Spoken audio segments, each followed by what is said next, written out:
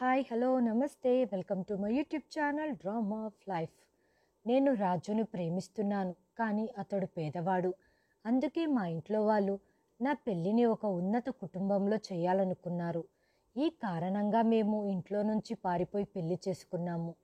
కష్ట సమయంలో కూడా మేము చాలా సంతోషంగా ఉన్నాము. మాకు కొడుకు పుట్టాక మా సంతోషాలు ఇంకా పెరిగిపోయాయి. కానీ ఒకరోజు సడన్గా రాజు చనిపోయాడు అన్న ఒక వార్త అందింది. నేను నా కొడుకును తీసుకొని పుట్టింటికి వెళ్ళాను, కానీ వాళ్ళు నన్ను స్వీకరించటానికి సిద్ధంగా లేరు. ఈ విధంగా 2 సంవత్సరాలు గడిచిపోయాయి. నా కొడుకును పోషించటానికి నేను ఇళ్లల్లో పని చేయటం మొదలుపెట్టాను. ఈ రోజు నేను పని చేస్తున్న ఆ బంగ్లాలో ఒక పార్టీ ఉంది. ఎందుకంటే ఓనర్ 2 ఏళ్ల తర్వాత అమెరికా నుండి ఇండియాకు తిరిగి వస్తున్నాడు. ఆ యజమానిని చూసి నాకు ఒంట్లో వణుకు పుట్టింది. ఎందుకంటే అతడు చూడటానికి సరిగ్గా రాజులాగే ఉన్నాడు. నా ఎదురుగా ఉన్న అతన్ని చూసి నా కాళ్ళ కింద భూమి కంపించినట్టుగా అయ్యింది. నా కళ్ళ ముందు చీకట్లు కమ్ముకున్నాయి. రాజు అయితే చనిపోయాడు. ఇతడు ఇంతగా రాజు పోలికలతో ఎలా ఉన్నాడు? అసలు ఇది ఎలా సాధ్యము అని నేను ఆలోచిస్తూ ఉన్నాను. నా ఆలోచనలను కంట్రోల్ చేసుకుంటూ వంటగది వైపు కదిలాను. కానీ నా గుండె వేగంగా కొట్టుకుంటుంది. నా మనసు గందరగోళంగా ఉంది. ఆ యజమాని లోపలికి రాగానే అందరూ చప్పట్లతో స్వాగతించారు. అక్కడ అందరూ క్లీనింగ్ మరియు భోజనం ఏర్పాట్లు చేయటంలో బిజీగా ఉన్నారు. ఆ సమయంలో నేను మాత్రమే అక్కడ స్పృహ లేనట్టుగా నిలబడి చూస్తూ ఉన్నాను. నన్ను నేను కంట్రోల్ చేసుకోవటానికి విఫల ప్రయత్నం చేస్తున్నాను. అప్పుడే నేను ధైర్యం కూడగట్టుకొని ఆ వ్యక్తి వైపు చూశాను. మా చూపులు కలిసిన వెంటనే అతని కళ్ళల్లో కూడా అయోమయం కనిపించింది. ఇప్పుడు నేను ఒక సందిగ్ధంలో పడ్డాను. నా మనసు నన్ను ఎటువైపుకో తీసుకొని వెళ్తుంది, కానీ నా మెదడు మాత్రం వద్దు అని చెబుతుంది. ఆయన మరణ వార్త నేనే విన్నాను. ఆ వ్యక్తి నేను పోగొట్టుకున్న వ్యక్తిలా ఉన్నాడు. అతడు కూడా నన్ను చూసి కొన్ని క్షణాలు ఆగి ఆ తర్వాత ముందుకు కదలాడు. అకస్మాత్తుగా నన్ను వంటగదిలో నుండి ఎవరో పిలవటం వినిపించింది. నేను కంగారు పడిపోయి పని చేయటానికి వెళ్ళిపోయాను. ఒకవేళ అతడు రాజే అయితే తిరిగి నా దగ్గరికి ఎందుకు రాలేదు? ఒకవేళ అతను రాజు కాకపోతే ఈ ప్రపంచంలో సరిగ్గా ఒకే రూపం మరియు ఎత్తు ఉన్న 2 వ్యక్తులు ఉండటం ఎలా సాధ్యం అని ఆలోచిస్తుండగానే ఈ గందరగోళంలో విందు ప్రారంభమయ్యింది. అతిథులంతా తినే పనిలో నిమగ్నమయ్యారు. బంగ్లాలో ఒక మూలన మౌనంగా నిలబడి నా మదిలో తలెత్తే వేల ప్రశ్నలను పరీక్షించుకోవటానికి ప్రయత్నిస్తున్నాను. అవకాశం రావటంతో మళ్ళీ ఆ వ్యక్తి వైపు చూశాను. అతను నిజంగా రాజులా కనిపించాడు, కానీ అతని స్టైలు, దుస్తులు మరియు మాట్లాడే విధానం నా రాజుకు పూర్తి భిన్నంగా ఉంది. విందు అయిపోయాక నేను టేబుల్ని క్లీన్ చేస్తుండగా హఠాత్తుగా ఎవరో నా పేరును పిలిచారు. వణుకుతున్న చేతులతో నా కొంగును సరిచేసుకుంటూ భయంతో నెమ్మదిగా తలపైకెత్తాను. అతను నా ముందు నిలబడి ఉన్నాడు. అవే కళ్ళు, అవే ముఖం, కానీ అతని శైలిలో ఓ విచిత్రం కనిపించింది. అతడు నన్ను చూస్తూ, నేను మీకు తెలుసా అని అడిగాడు. అతని ప్రశ్న విని నా మనసు మొద్దుబారిపోయింది. అతడు నిజంగా రాజై ఉంటే నన్ను ఎప్పుడూ ఇలాంటి ప్రశ్న అడగడు. ఎందుకంటే అతను నన్ను తన ప్రాణం కంటే ఎక్కువగా ప్రేమించాడు. అప్పుడు నాకు నమ్మకం కలిగింది. అతడు నా రాజు కాదు అని, ఇదంతా నా భ్రమ అని. నీ పేరు అర్పితానా? అతను నన్ను ఈ ప్రశ్న అడిగినప్పుడు నా గుండె కొట్టుకోవటం ఆగిపోయింది. నా కళ్ళు ఏమైనా నన్ను మోసం చేస్తున్నాయా? విధి నాతో వేరే ఆట ఆడుతుందా? నేను కూడా ఏమీ మాట్లాడలేకపోయాను. నేను చాలా కష్టంగా మెల్లిగా తల ఊపాను. ఆ తర్వాత నేను కూడా, నీ పేరు రాజునా అని అడిగాను.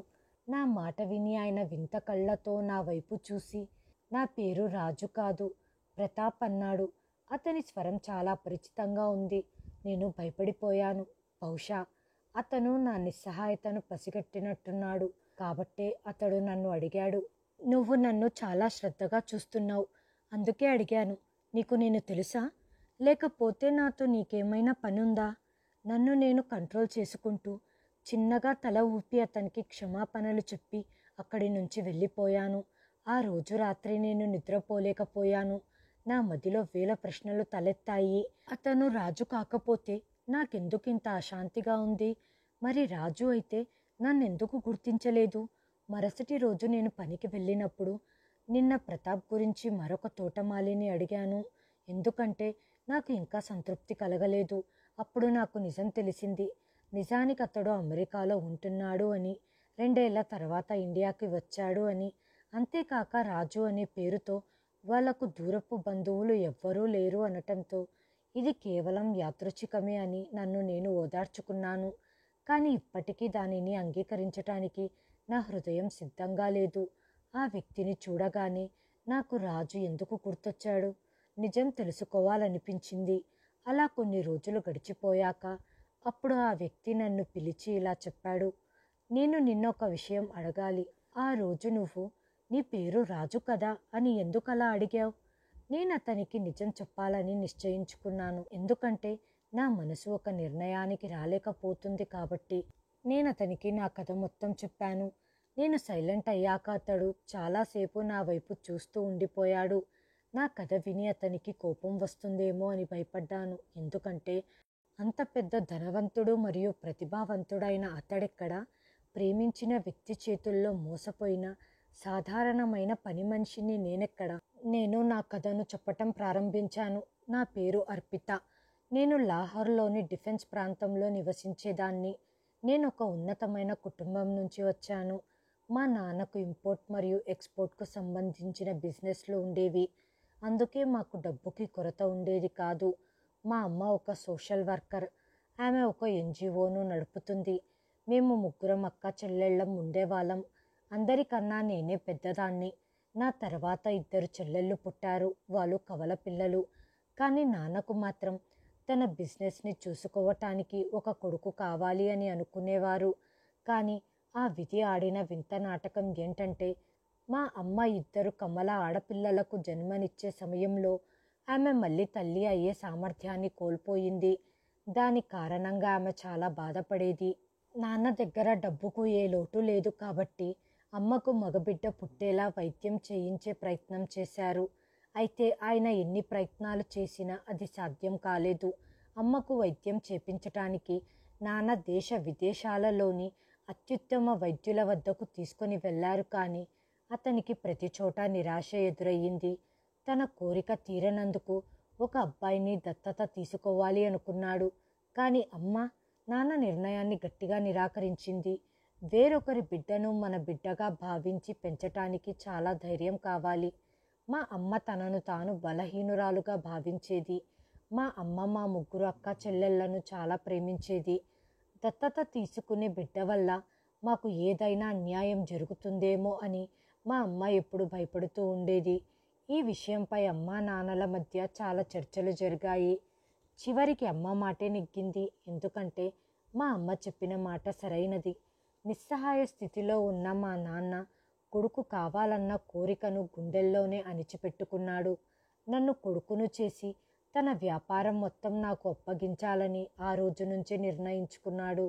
ఈ కారణంగా అతను నా 2 సోదరీమణుల కంటే నాపైనే ఎక్కువగా ప్రేమను శ్రద్ధను చూపేవాడు. నా ప్రతి మాటను అంగీకరించి నెరవేర్చే మొదటి వ్యక్తి మా నాన్న. ఆయన నా 2 చెల్లెళ్ళ కంటే నాకెప్పుడు అత్యంత ప్రాధాన్యం ఇచ్చేవాడు. ఎందుకంటే నేను అతని వ్యాపారాన్ని విజయవంతంగా నిర్వహించగలనని, అలాగే దానిని మరింత ముందుకు తీసుకెళ్లగలనని ఆయన నమ్మేవారు. ఈ మాటపై నేను చాలా గర్వంగా ఫీల్ అయ్యేదాన్ని. ఈ కారణంగా మా నాన్న నా చిన్నతనం నుండి నన్ను తనతో పాటు బిజినెస్ మీటింగ్లకు తీసుకెళ్లటం ప్రారంభించారు. నాకు చిన్న చిన్న విషయాలు నేర్పించటం ప్రారంభించారు. వ్యాపారంలో నిర్ణయాలు ఎలా తీసుకుంటారు, మార్కెట్లో హెచ్చుతగ్గులు ఎలా పర్యవేక్షిస్తారు, మరియు లాభదాయకమైన ఒప్పందాన్ని ఎలా కుదుర్చుకోవాలి. ఇలా నేను చిన్నప్పటి నుంచి ఆయన మాటలపై శ్రద్ధ పెట్టడం మొదలుపెట్టాను.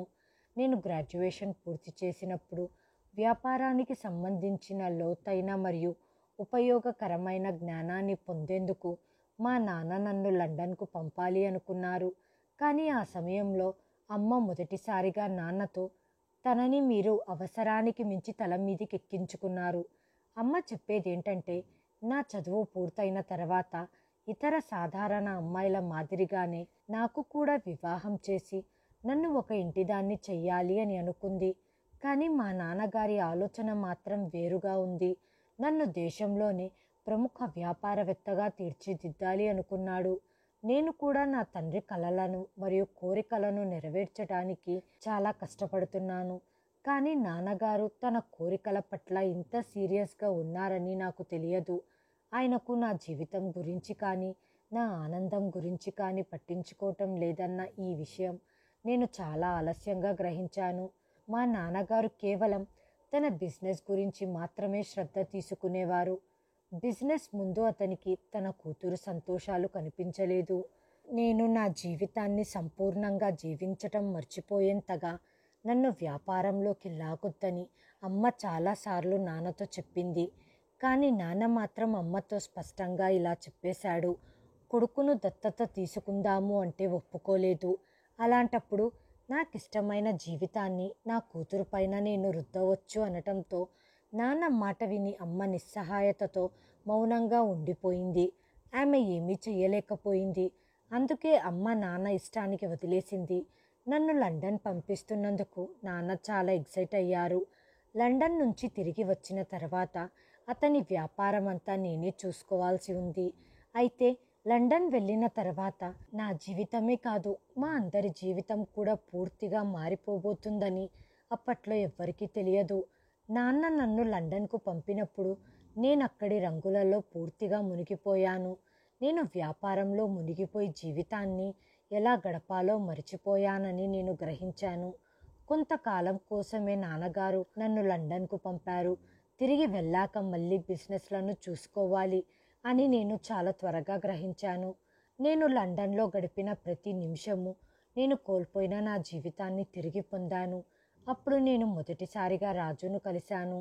అతడు కూడా బిజినెస్ కోసమే లండన్కు వచ్చాడు.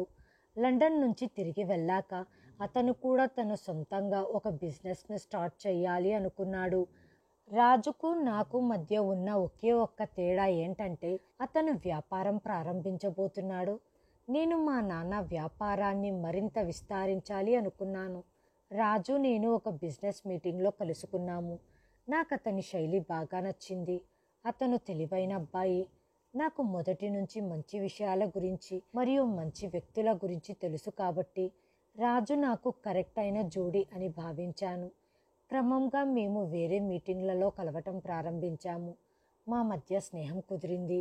అప్పుడు రాజు అతడి గురించి అంతా నాకు చెప్పాడు. రాజు ఒక మధ్యతరగతి కుటుంబానికి చెందిన వ్యక్తి. కానీ నాకు మాత్రం అతడు మామూలు వ్యక్తిగా కాదు, ప్రత్యేకమైన వ్యక్తిగా కనిపించటంతో అతడితో ఎక్కువ సమయం గడిపేదాన్ని. రాజు తన తల్లికి ఒక్కగానొక్క కొడుకు. అతను తన కాళ్ళపై నిలబడాలి అనుకున్నాడు. ఈ కారణంగా అతడు లండన్లో బిజినెస్ డిగ్రీని తీసుకోవటానికి వచ్చాడు. అతనితో ఉంటూ అతని ప్రేమలో మునిగిపోయాను. అతను లేని జీవితాన్ని ఊహించుకోలేకపోయాను. అందుకే నేను ఇండియాకు వెళ్ళాక అమ్మా నాన్నలతో రాజు గురించి మాట్లాడాలి. తద్వారా వాళ్ళు మమ్మల్ని ఏకం చేస్తారు అనుకున్నాను. రాజు చాలా టాలెంటెడ్ కాబట్టి నాన్నకి ఖచ్చితంగా నచ్చుతాడు.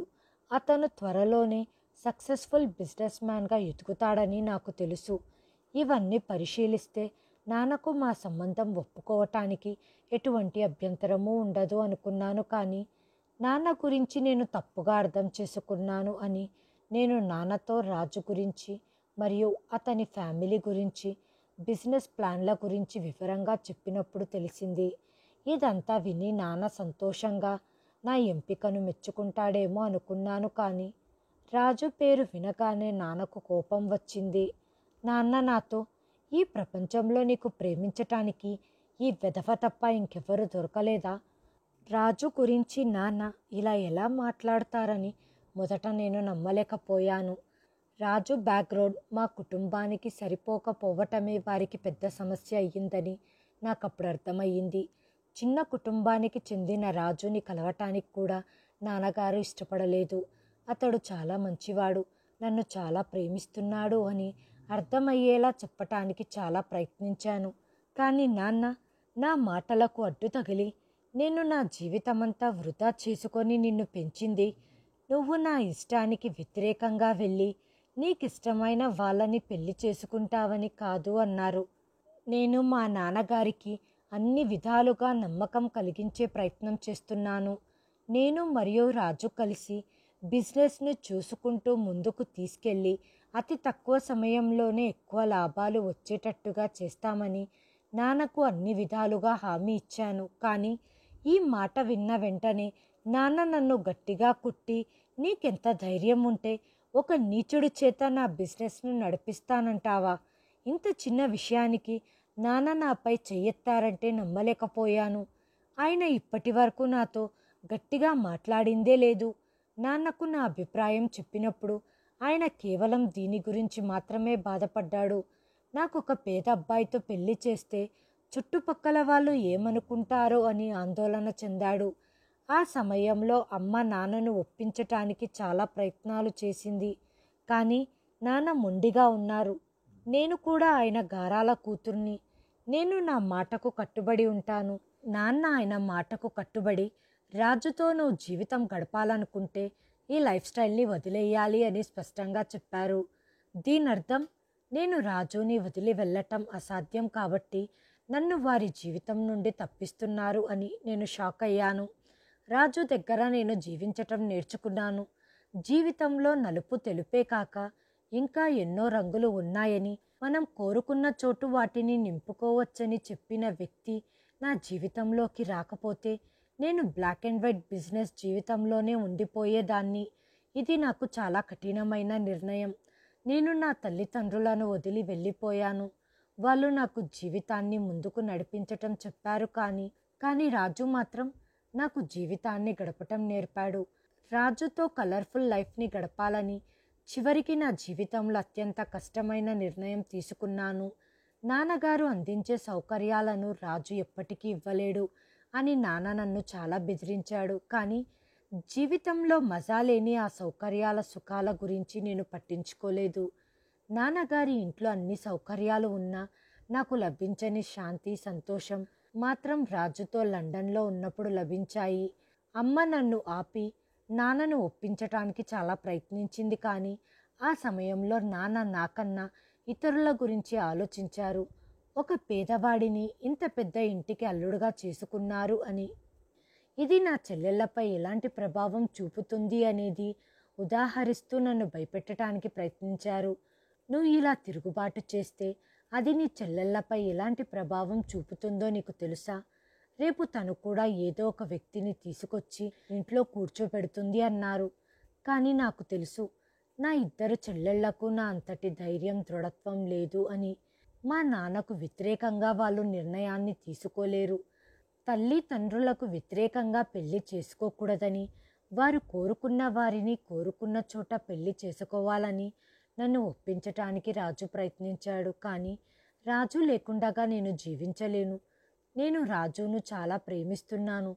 అందుకే నా తల్లిదండ్రులను వదిలేసి రాజు దగ్గరికి వచ్చేశాను.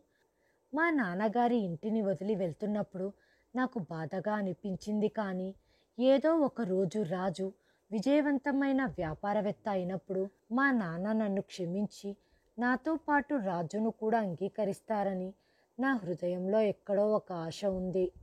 అప్పుడు నేను మళ్ళీ రాజుతో అదే ఇంటికి తిరిగి వస్తాను అనుకున్నాను. కానీ ఇదే నా పెద్ద తప్పు. నా జీవితంలో తర్వాత ఏం జరుగుతుందో నాకు తెలియదు. నేను రాజుని వివాహం చేసుకున్నాను.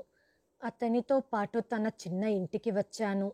అక్కడ అతని ముసలి తల్లి ఒంటరిగా నివసించేది. ఆమె చాలా మంచి మహిళ. నన్ను చాలా ప్రేమగా దగ్గరకు తీసుకుంది. నేను నా తల్లిదండ్రులకు వ్యతిరేకంగా పెళ్లి చేసుకొని వచ్చాను అన్న భావన నాకు కలగని విధంగా కూతురిలా చూసుకునేది. రాజు తండ్రి ఒక ఆర్మీ అధికారి. కొన్నేళ్ల క్రితం చనిపోయాడు. అతను తనంతట తానుగా ఏదైనా చెయ్యాలని ప్రయత్నిస్తున్నాడు. మా నాన్నగారి ఇంటి నుంచి వచ్చిన తర్వాత రాజు నేను కలిసి పెద్ద వ్యాపారం చేద్దామని అనుకున్నాము. కానీ అప్పటికే మా నాన్నగారు దేశంలోనే మంచి పేరు ఉన్న పెద్ద బిజినెస్ మ్యాన్. అతని పంతం కోసం ఏమైనా చెయ్యగలడని నేను మర్చిపోయాను. మొదట కొన్ని రోజులు నేను రాజు చాలా సంతోషంగా గడిపాము. రాజు చాలా నిజాయితీ గల వ్యక్తి, అంతే కష్టపడతాడు కూడా. అందుకే అడుగడుగునా రాజుకు అండగా నిలవాలి అనుకున్నాను. రాజు వ్యాపారం ప్రారంభించటానికి ఒకరితో మంచి పార్ట్నర్షిప్ అవసరం. మరియు లండన్కు వెళ్లే ముందు అతను చాలామంది వ్యాపారవేత్తలతో దీని గురించి మాట్లాడాడు. అతనితో పార్ట్నర్షిప్కు చాలామంది సిద్ధంగా ఉన్నారు. కానీ రాజు వ్యాపార రంగంలోకి అడుగుపెట్టినప్పుడు అందరూ అతన్ని తిరస్కరించారు. ఇలా ఎందుకు జరుగుతుందో మాకు అర్థం కాలేదు. ఎందుకంటే మొదట అందరూ అతనితో వ్యాపారం చేయటానికి సిద్ధం అంటారు. ఆపై అందరూ ఎందుకు అకస్మాత్తుగా నిరాకరిస్తున్నారు. ఇదంతా నాన్నే చేస్తున్నాడని నాకు అర్థమైపోయింది. రాజుతో ఎవరూ వ్యాపారం చేయకూడదని అతను అందరికీ చెప్పి ఉంటాడు. ఎందుకంటే రాజు ఒక పేద అబ్బాయి అని, అతను జీవితంలో ఏమీ చెయ్యలేడు అని నాకు చూపించాలనుకున్నాడు. రాజు నాకు జీవితంలో అవసరమైన అన్ని సౌకర్యాలను ఇవ్వలేడని నాకు తెలిసినప్పుడు నేను అతన్ని వదిలేసి తిరిగి నాన్న దగ్గరికి వచ్చి నేను తప్పుడు నిర్ణయం తీసుకున్నాను, క్షమించి నన్ను స్వీకరించండి అంటాను అని ఆలోచిస్తున్నారు. నాకు మా నాన్న వేసే ప్రతి అడుగు తెలుసు. ఎందుకంటే నేను కూడా ఏదైనా చిన్న ఉద్యోగం సంపాదించుకుంటే దానితో నేను రాజు కలిసి కష్టపడి సంతోషంగా జీవించగలం అనుకొని ఉద్యోగం కోసం చాలా చోట్ల ప్రయత్నాలు చేశాను. నాకెక్కడా ఉద్యోగం రాలేదు. నేనెక్కడికి వెళ్ళినా అందరూ నన్ను తిరస్కరించేవారు. పెద్ద కంపెనీలను వదిలి చిన్న చిన్న కంపెనీలలో కూడా ఉద్యోగాల కోసం అడగటం మొదలుపెట్టాను. ఎక్కడా ఉద్యోగం రాకపోయేసరికి రాజుతో తన బిజినెస్ ప్లాన్లను పక్కన పెట్టి ఏదైనా ఒక చిన్న పని చేయమని సలహా ఇచ్చాను. తద్వారా మేము ఇంటిని నడపగలము అని. కానీ మా ప్రయత్నాలన్నీ విఫలమయ్యాయి. మాకెక్కడా పని దొరకలేదు. నన్ను తన జీవితం నుండి, ఇంటి నుండి బయటికి నెట్టేసి అతను నా జీవితంలో ఎందుకు జోక్యం చేసుకుంటున్నాడు అని నాకు నాన్నపై పదే పదే కోపం వచ్చేది.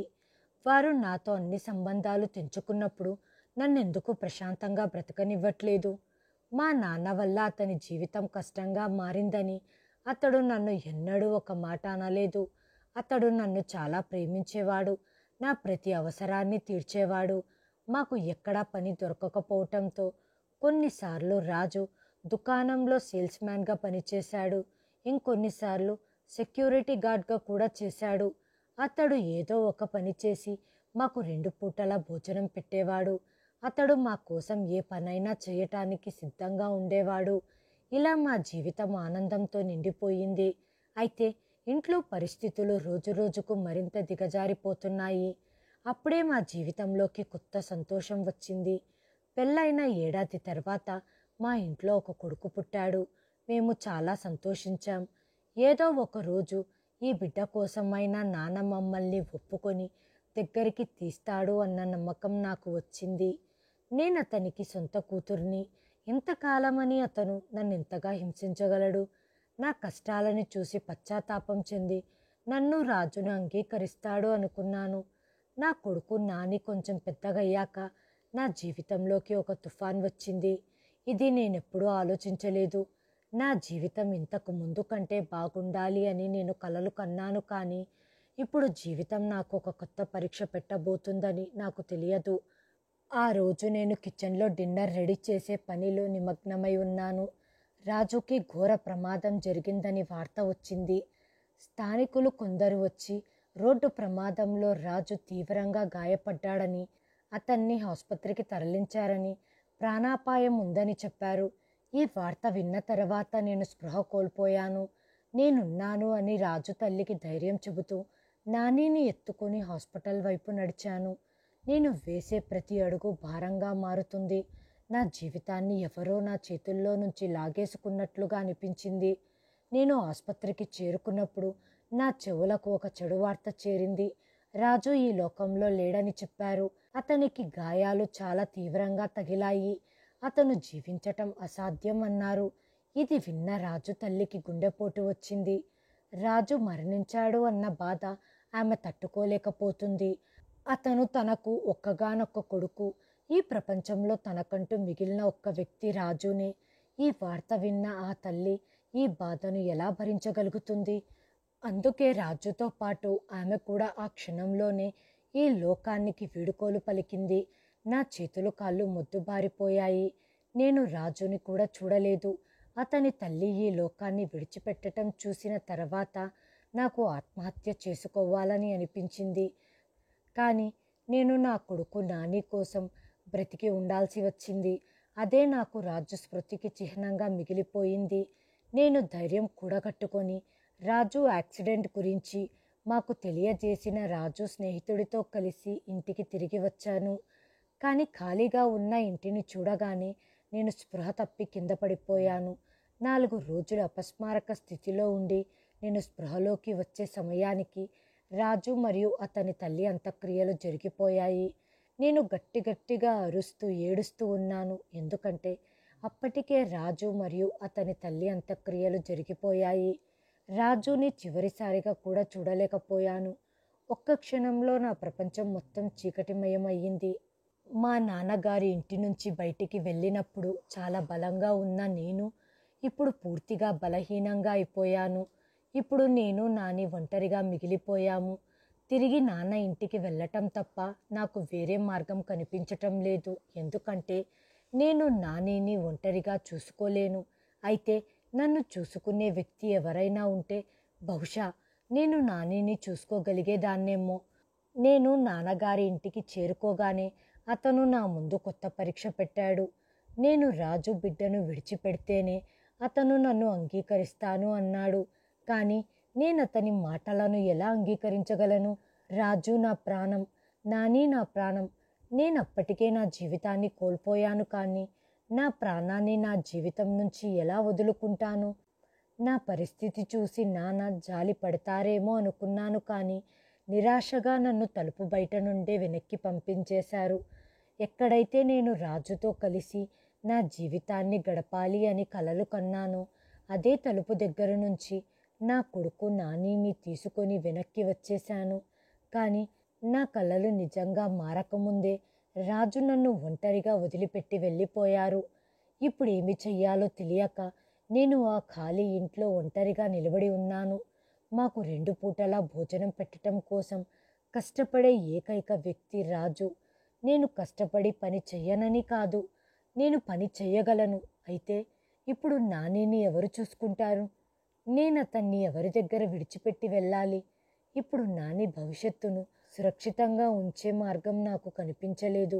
ఆ సమయంలో నేను నా బిడ్డను భారంగా భావించటం మొదలుపెట్టినప్పుడు నేనొక నిస్సహాయ తల్లిగా మారినట్లుగా అనిపించింది. ఎందుకంటే పరిస్థితులు నన్ను బలవంతం చేశాయి. కానీ నేను ఏదైనా తప్పుడు నిర్ణయం తీసుకోకముందే రాజు స్నేహితులలో ఒకరు నాకొక పెద్ద కాలనీ గురించి చెప్పారు. నేనక్కడికి వెళితే నాకు మరియు నానికి మద్దతు ఇచ్చే పని దొరుకుతుందని చెప్పాడు. నేను నానిని నా ఒడిలో ఎత్తుకొని ఆ కాలనీ వైపు వెళ్ళాను. ఎందుకంటే నా కొడుకు కోసం నేను బ్రతకాలి. ఇందులో ఆ అమాయకుడి తప్పు లేదు. ఆ కాలనీ చాలా పెద్దది. అక్కడ విలాసవంతమైన మరియు పెద్ద ఇల్లులు నిర్మించబడ్డాయి. ఆ ఇళ్లను చూస్తుంటే నాకు కన్నీళ్లు వచ్చాయి. ఎందుకంటే నేను కూడా ఒకప్పుడు ఇలాంటి ఇంట్లోనే ఉండేదాన్ని. కానీ నేను నా కన్నీళ్లను తుడుచుకుంటున్నాను. ఎందుకంటే ఇప్పుడు ఈ పెద్ద ఇళ్లపై కోరిక నా హృదయంలో నుండి తుడుచుకుపోయింది. ఆ కోరిక చాలా కాలం క్రితం చచ్చిపోయింది.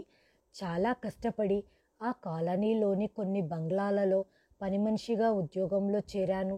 నా దగ్గర హై క్వాలిఫైడ్ డిగ్రీస్ ఉన్నాయి. నేను ఒక పెద్ద వ్యాపారవేత్త కూతుర్ని. అయినప్పటికీ 2 పూటల భోజనం కోసం బంగ్లాలో పని మనిషిగా పని చేయాల్సి వచ్చింది అని నా గుండె పగిలిపోయింది. ఇదంతా నాన్న వల్లే జరిగింది. కానీ నా కొడుకు కోసం నేను ఇప్పుడు అన్నిటినీ భరిస్తున్నాను. ఈ కాలనీలో పని చేయటం వల్ల ఒక ప్రయోజనం ఏంటంటే పని వాళ్లకు కొన్ని క్వార్టర్స్ ఉన్నాయి. ఇక్కడ చాలా దూరం నుంచి వచ్చే పనివాళ్ళు నివసించేవారు. నేను రాజు ఇంటిని వదిలి శాశ్వతంగా వెళ్ళిపోయాను. నేను నానిని తీసుకొని అదే సర్వెంట్ క్వార్టర్స్లో ఉండటం మొదలుపెట్టాను.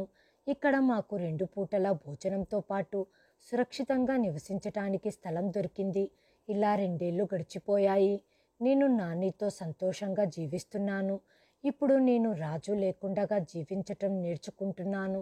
కానీ నా గతమంతా మరోసారి నా కళ్ళ ముందు తాజాగా మారిన రోజు వచ్చింది. ఒకరోజు ఆ బంగ్లా యజమాని వస్తున్నారని క్లీనింగ్ జరుగుతూ ఉంది. నేను ఇంతవరకు యజమానిని చూడనే లేదు.